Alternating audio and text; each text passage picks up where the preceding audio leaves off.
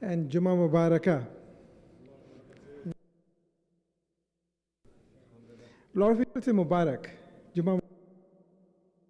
You're the leader. Why is it Mubarakah?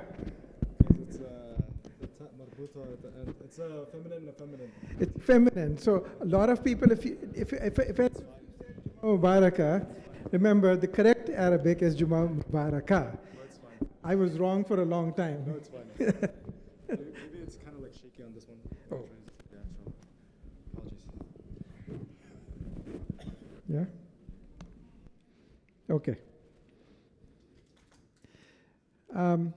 I just wanted to share some things with you. Hopefully you'll find them interesting. I said Juma Mubarakah.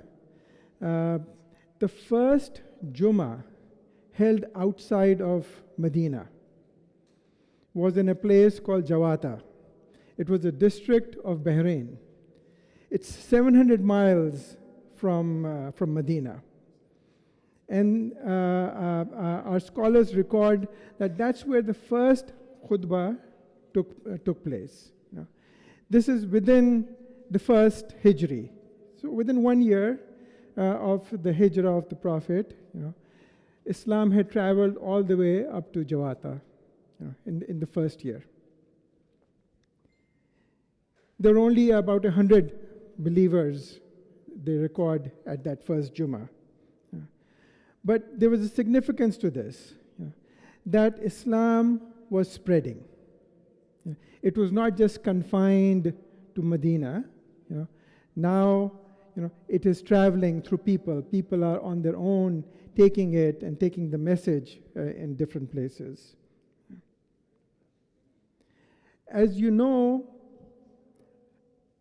how did Islam come to Indonesia?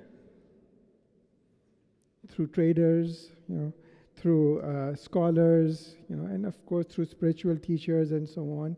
But probably initially it was all through traders, you know, that brought Islam to Indonesia. And Indonesia is unique. Most of our Far East countries, even Malaysia and so on, they're unique because unlike South Asia or North Africa and Central Asia, you know, there were a lot of wars that were being fought to bring that brought Islam to those areas. Not that it was at the point of the sword, but you know, that was the culture at that time, right? So, but Indonesia was unique. There were no wars that were being fought. And if you want to connect the dots, you know, Bahrain was part of the Indian Ocean trade route. That is where the Arab traders, you know, were bringing all of their trade into South Asia and all the way into Indonesia. You know. So most probably, those people from Bahrain, they traveled to Indonesia because they were ocean travelers also. You know. So now, Indonesia is about 4,500 miles from Bahrain. Yeah. And within the first 50 to 100 years of the Hijrah, you know, there were Muslims now already in Indonesia now. And the example of Indonesia is because, you know, people saw Muslims as trustworthy, as honest, their character. And that is still embedded, I believe, in Indonesia. So, what connects us? Alhamdulillah, we're celebrating Ramadan in the masjid. You know, if you go to any masjid, you'll see that sense of community that is there. Right?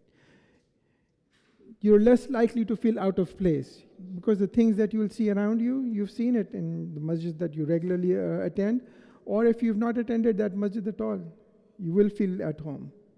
You know that you're among brothers. You know, it's that sense of community that we need to hold on to and we need to recognize also.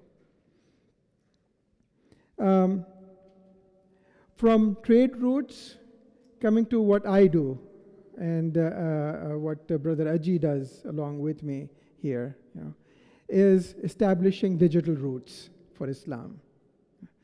30 years ago, over 30 years ago, this is the 31st year of doing Islamicity. You know, we thought of, how do we use this medium? And we were all professionals, we were working in our own professional capacities, but when the internet came about, I used to come out and give khutbahs at various masajids, and people used to ask, what is this internet that you're talking about?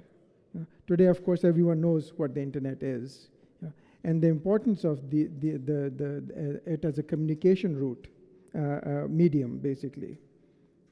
We thought that a lot of Muslims don't live in communities. A lot of Muslims do not have access to ask a sheikh, if they have a question. We established one of the first online Q&As at Islamic City. For many converts, there was no teacher for converts. And people were accepting Islam online. I still remember, this is right after 9/11, this woman called Islamic City and said, I want to take Shahada. And we asked her, how come, why? That time, Brother Khalifullah, he was in charge of outreach at Islamic City. He was from Sudan. And he said, what's driving you towards Islam? She said that I accidentally came to your website and I read the ayah